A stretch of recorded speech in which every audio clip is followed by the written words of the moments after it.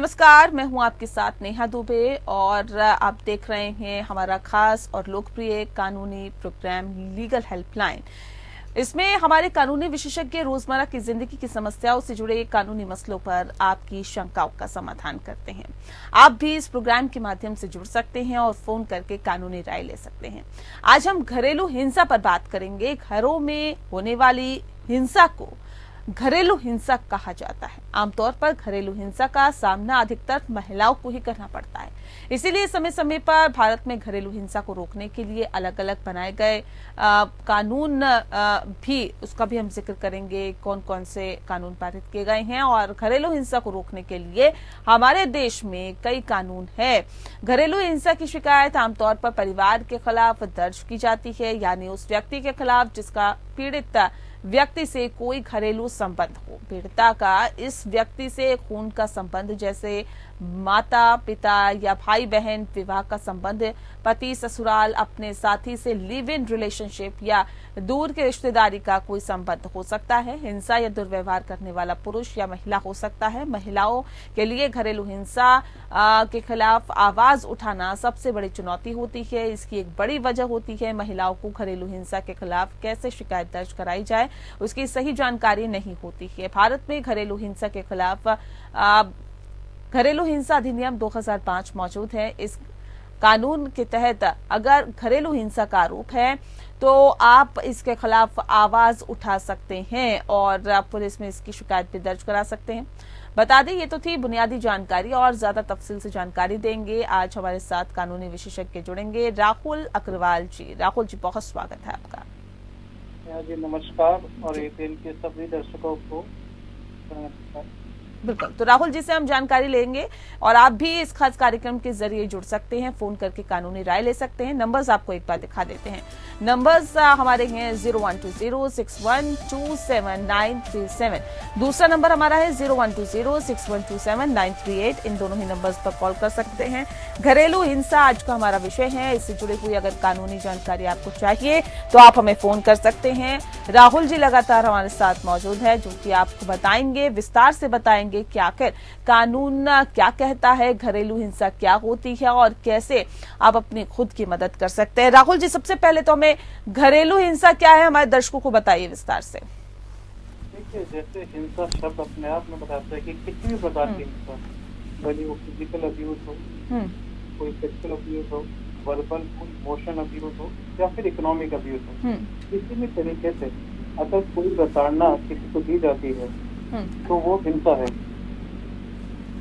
मैं आप दर्शकों को एक चीज और बताना चाहता हूँ कि जो ये एक्ट है, prevention of women from domestic violence act 2005, ये वुमेन के लिए बहुत अच्छा एक्ट लाया है 2005 में, जिसमें वुमेन चाहे किसी भी रिलेशन में हो, भले वो सिस्टर हो, भले वो डॉटर हो, भले वो मदर इन लॉ हो, any female with domestic relationship with anyone, even with the female also, can file a case under this act.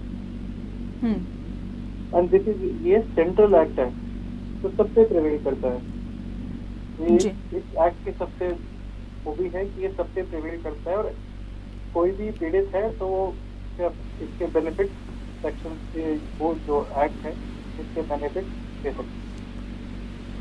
ठीक है सर, ये बताइए कि घरेलू हिंसा की शिकायत किसके खिलाफ दर्ज की जा सकती है? देखिए, घरेलू हिंसा की शिकायत किसी भी शख्स जिसके साथ आप डोमेस्टिक रिलेशनशिप में रहे हैं उसके खिलाफ की जा सकती है। बस शर्त ये है कि इसमें ये फाइल सिर्फ फीमेल कर सकते हैं, मेल डोमेस्टिक का केस नहीं कर सकते।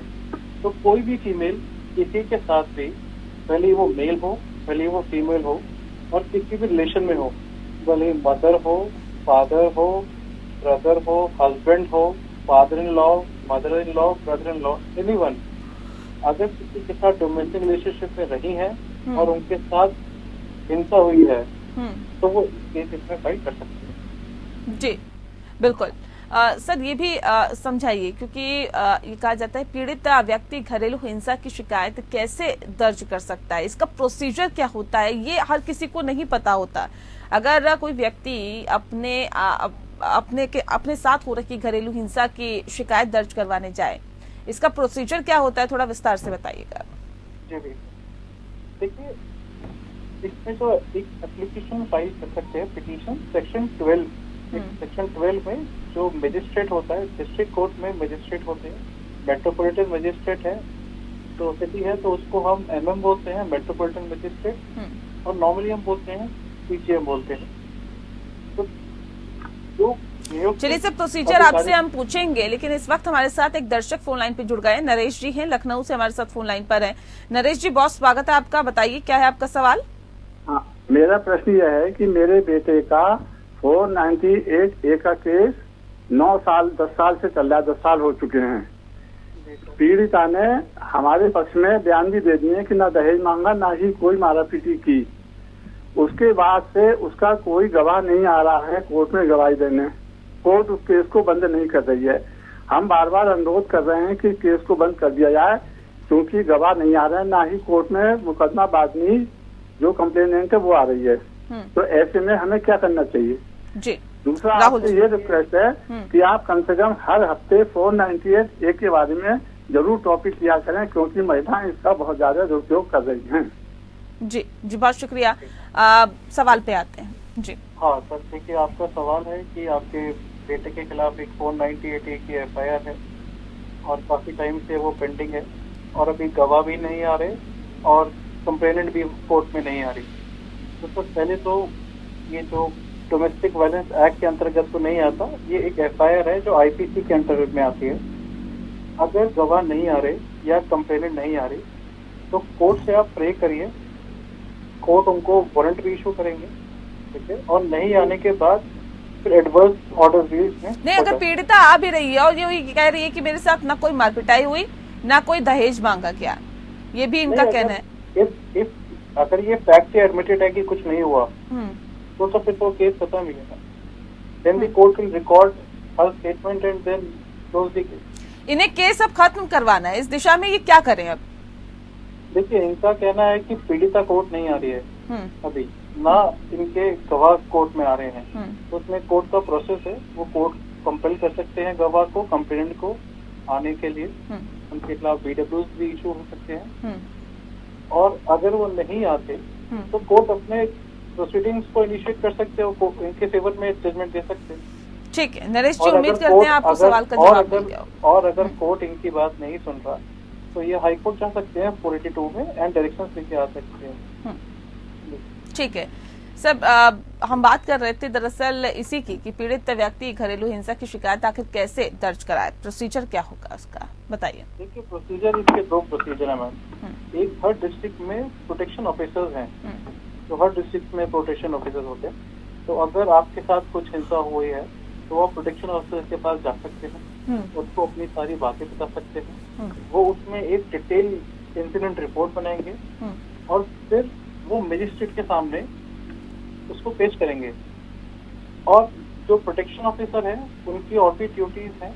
उनकी ड्यूटीज ये भी हैं कि अगर घर नहीं है रहने के लिए तो उसमें कुछ संस्थाएं होती हैं जो वुमेन्स को सपोर्ट करती है, उनकी हेल्प से उनको घर भी दिलाते हैं रहने के लिए, सेफ हाउस होल्ड बोलते हैं जिसको, जब तक कोर्ट से भी ऑर्डर नहीं हो जाता। उसके बाद कोर्ट में केस, पूरा केस चलता है, या फिर आप सीधा जाके कोर्ट में एक पिटीशन फाइल कर सकते हैं अंडर सेक्शन 12 और उसके बाद इस तरीके से केस प्रोसीड होता है।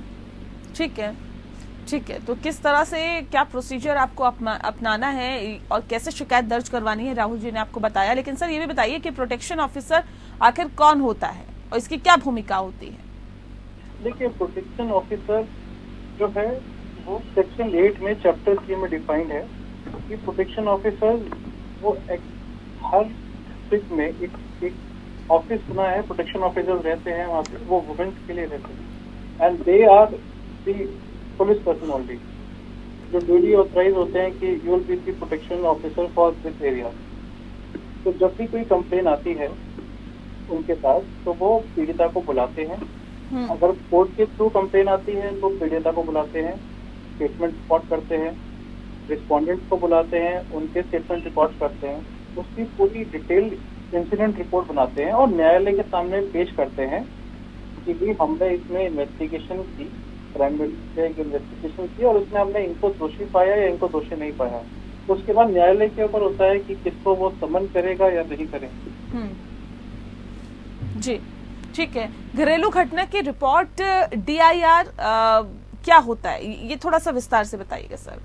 ये डिटेल इंसिडेंट रिपोर्ट होती है जो कि या तो जब न्यायालय कॉल करता है तो मंगाई जाती है, या फिर आप डायरेक्टली प्रोटेक्शन ऑफिसर के पास जाते हैं, कंप्लेन उनको एक अपने ऊपर हुई हिंसा की डिटेल देते हैं, तो वो रिस्पोंडेंट्स को बुलाते हैं, प्रतिवादी जिन्हें बोलते हैं, और सबकी बातें सुन के अपने उसमें वो लिखते हैं इन्वेस्टिगेशन में कि हमने दोनों पार्टी को सुना, तथ्यों को देखा और तथ्यों के अनुसार हमारा ये निष्कर्ष है कि डोमेस्टिक वायलेंस हुआ है या नहीं हुआ और कौन कौन से लोग इसमें शामिल थे।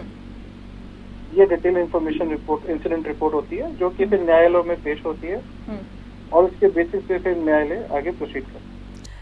बहुत विस्तार से हमें इन तमाम कानूनों के बारे में समझाने की कोशिश कर रहे हैं, लेकिन सीधा सा सवाल मेरा राहुल जी आपसे है, पीड़ित के क्या कुछ अधिकार होते हैं ये बताइए, उसके बाद और सवालों की फहरिस्त। इसके अंदर प्रोविजंस हैं प्रोटेक्शन ऑर्डर। सबसे पहले जो पीड़िता है वो न्यायालय से प्रोटेक्शन ऑर्डर ग्रांट दे सकते। उसमें क्या क्या है कि उनके साथ आगे कोई हिंसा नहीं होगी, अगर कोई शेयर्ड हाउस होल्ड है तो उनको परेशान नहीं किया जाएगा, उन्हें किसी भी तरीके से फिजिकली, सेक्सुअली, वर्बली, इमोशनली उनको परेशान नहीं किया जाएगा, अब्यूज नहीं किया जाएगा। तो ये सारे प्रोटेक्शन ऑर्डर्स हैं। उनकी कोई अगर जॉइंट प्रॉपर्टी है पार्टीज के बीच में कोई, तो उसको डिस्पोज ऑफ नहीं किया जाएगा, इन एनी वे मॉर्टगेज नहीं किया जाएगा, सेल नहीं किया जाएगा, रेंट आउट नहीं किया जाएगा, उन्हें घर से निकाला नहीं जाएगा। इस तरीके के सारे ऑर्डर न्यायालय से प्राप्त किए जा सकते हैं। ठीक है। उसके बाद ये हो गया प्रोटेक्शन ऑर्डर के साथ। उसके बाद रेजिडेंस ऑर्डर, ये बहुत महत्वपूर्ण है और ये हर किसी का प्रश्न होता है कि रेजिडेंस ऑर्डर क्या कोर्ट से मिल सकता है, मिल सकता है तो कैसे मिल सकता है जी। तो देखिए सुप्रीम कोर्ट ने भी हेल्प किया है और कोर्ट और स्टैट्यूटरी प्रोविजन में कहते हैं कि वाइफ जो है उसको रहने का अधिकार है हस्बैंड के घर पे, जहां वो हस्बैंड के साथ रही है। सुप्रीम कोर्ट ने ये भी बोला है कि अगर वाइफ और हस्बैंड कहीं पे डोमेस्टिक रिलेशनशिप में कहीं भी रहे हैं तो वाइफ वहां भी रहने का अधिकार को न्यायालय से ले सकती है। अब इसमें सेक्शन 17 भी एक आता है जो बोलता है right to reside in share household. ये बहुत महत्वपूर्ण है। अब जो शेयर हाउस होल्ड है उसकी डेफिनेशन में बहुत वाइड है कि अगर पीड़िता, अब इसमें हम एग्जांपल लेते हैं वाइफ का, पीड़िता वाइफ है तो अगर वो हस्बैंड की कोई प्रॉपर्टी है उधर भी रहने का अधिकार ले सकती है, जॉइंट प्रॉपर्टी है वहां भी रहने का अधिकार ले सकती है, और अगर उनकी कोई एंसेस्ट्रल प्रॉपर्टी है, फैमिली प्रॉपर्टी है, उसमें भी वो रहने का अधिकार ले सकती है। और इसमें कोर्ट जो है एक्स पार्टी ऑर्डर भी कर सकता है। कोर्ट बिना सुने अगर न्यायालय को लगता है कि पीड़िता के साथ दुर्व्यवहार हुआ है, हिंसा हुई है और उनके पास रहने की कोई जगह नहीं है, कोई सहारा नहीं है, तो उस बेसिस पे court interim x party order भी ग्रांट कर सकता है रेजिडेंस, और कोर्ट न्यायालय करते हैं उसको जी। उसके बाद आता है मैडम मॉनेटरी रिलीफ, आर्थिक। तो कोर्ट से, न्यायालय से आदेश लिए जा सकते हैं कि हस्बैंड को कंपेल किया जाए। I am talking as an example of husband and wife. इसके आगे और रिलेशंस में भी इसको हम लगा सकते हैं, इसी चीज को वी कैन लाइक दैट। तो अगर न्यायालय से तय किया जाता है कि भाई वाइफ है तो उनको मेंटेन करना हस्बैंड की रिस्पॉन्सिबिलिटी है, तो उसमें मेंटेनेंस भी क्लेम कर सकते हैं। अगर कोई मेडिकल इश्यूज हैं तो उनके लिए ट्रीटमेंट के लिए भी कर सकते हैं। तो मॉनेटरी हम कोर्ट से ऑर्डर ले सकते हैं टू मेंटेन, जैसे husband is liable to maintain the wife, तो court grants the orders and even the grant interim or also ex parte orders also and the very prima facie. उसके बाद custody order, बच्चे के custody order भी यहाँ से प्राप्त किए जा सकते हैं और कंपनसेशन ऑर्डर्स भी लिए जा सकते हैं, जिसमें अगर पीड़िता को कोई आर्थिक नुकसान हुआ है वो उसकी भरपाई भी की जा सकती है, उधर कंपनसेशन ऑर्डर्स भी दिए जा सकते हैं कोर्ट। तो ये सारे रिलीफ हैं जो कोर्ट से हम इस एक्ट के थ्रू ले सकते हैं। जी सर, राहत पाने के लिए पीड़ित व्यक्ति कोर्ट में कैसे अपील कर सकता है? देखिए, अपील जो है इसमें वो सेक्शन 29 में डिफाइंड है। अगर हम न्यायालय के किसी ऑर्डर से संतुष्ट नहीं है, चलिए हम वादी हों या प्रतिवादी हों, तो उस जगह पे हम अपील करते हैं और ये अपील जो कोर्ट ऑफ सेशन में लाई होती है with in 30 days from the order. तो ये अपील वहाँ पे लाई होती है। आप अपनी पिटीशन फाइल करेंगे, अपील में बताएंगे कि आपके ग्रीवेंसेस क्या हैं कोर्ट से और आप कोर्ट से क्या चाहते हैं और आपका केस जो है वो किस तरीके से कोर्ट ने नहीं सुना और अपील में आप क्यों आए हैं। जी ठीक है। सर ये भी बताइए कि अदालत किस तरह के संरक्षण आदेश पारित कर सकती है? देखिए, मैंने आपको जैसा बताया, सेक्शन 18 में प्रोटेक्शन ऑर्डर्स कोर्ट ग्रांट कर सकते हैं, सेक्शन 19 में रेजिडेंस ऑर्डर, सेक्शन 17 में right to reside in a share household, भले वो प्रॉपर्टी हस्बैंड की हो या फादर की हो। मॉनेटरी रिलीफ, आप मेंटेनेंस क्लेम कर सकते हैं, अमाउंट क्लेम कर सकते हैं। कस्टडी ऑर्डर्स, अगर कोई बच्चा है शादी से तो उसमें आप कस्टडी ऑर्डर्स भी इसमें सीख कर सकते हैं। एंड कंपनसेशन ऑर्डर, आर्थिक अगर कुछ नुकसान हुआ है हिंसा से तो उस जगह पे कंपनसेशन ऑर्डर भी कोर्ट से ले जा सकते हैं। ठीक है। मजिस्ट्रेट के सामने अगर पीड़िता जो है वो अपील दाखिल करने के समय क्या कुछ उसे खुलासे करने पड़ते हैं, क्या कुछ वहां पर जानकारियां देनी पड़ती है? देखिए, अपील मजिस्ट्रेट के सामने नहीं होती, आपकी कंप्लेंट केस मजिस्ट्रेट के सामने होता है, अपील कोर्ट ऑफ सेशन के सामने होती है। जी जी।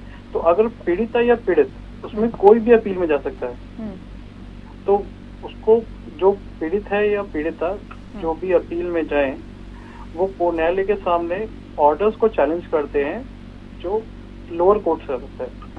तो उस ऑर्डर को चैलेंज करते हैं और अपना केस मेट आउट करते हैं कि ये न्यायालय ने जो आदेश दिया है ये इन तथ्यों के अनुसार गलत है और अपने एविडेंस फाइल करते हैं और फिर कोर्ट उस पर डिसाइड करता है कि लोअर कोर्ट के आदेश को मॉडिफाई करना चाहिए, नहीं करना चाहिए, ये न्यायालय के। अच्छा राहुल जी, ये बताइए कि क्या शिकायत दर्ज करने पर आरोपी या जो व्यक्ति दुर्व्यवहार कर रहा है उसकी गिरफ्तारी तुरंत हो जाती है जब शिकायत दर्ज कराती है, या फिर नहीं, एक पूरा केस चलता रहता है और इसका पूरा प्रोसीजर होता है? जी देखिए, जो ये एक्ट है, इस एक्ट में पिनल प्रोविजन नहीं है, सजा का प्राविधान नहीं है, पर अगर कोर्ट के आदेशों का उल्लंघन किया जाता है तो उस जगह पर कोर्ट जेल भेज सकती है। जी। जैसे एग्जांपल में कि अगर कोर्ट ने प्रोटेक्शन ऑर्डर ग्रांट किया और उसका वायलेशन करते हुए रिस्पोंडेंट है जो प्रतिवादी है वो कुछ हिंसा करते हैं, तो कोर्ट उसके बेसिस पे उनको जेल भेज सकती है। जी चलिए, बहुत शुक्रिया आपका राहुल अग्रवाल जी, आपने बहुत विस्तार से हमें घरेलू हिंसा के बारे में कानूनी जानकारी दी। आपका बहुत बहुत शुक्रिया हमारे साथ इस खास कार्यक्रम लीगल हेल्पलाइन के माध्यम से जुड़ने के लिए। इसी के साथ इस खास कार्यक्रम में इतना ही। नमस्कार।